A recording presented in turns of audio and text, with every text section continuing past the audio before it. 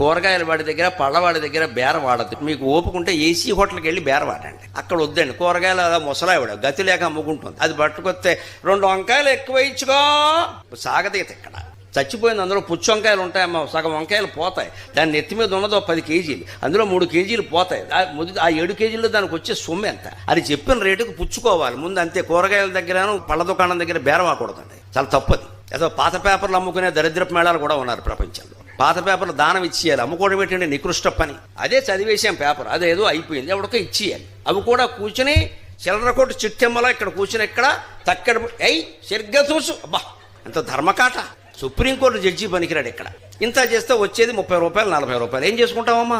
అదే వచ్చిన వాడిని పట్టుకెళ్ళిపోవాయంటే నీ కాళ్ళకి దండం పెట్టి పట్టుకెళ్ళిపోయి ఆ ఉన్న గూడు కూడా శుభ్రంగా తుడిచేస్తాడు. అది దానం. ఆ మాత్రం కూడా దానం వేయలేము. పాత బట్టలు దానం వేయలేము, పాత పేపర్లు దానం వేయలేము, పాత వస్తువులు కూడా అమ్మేయడమే.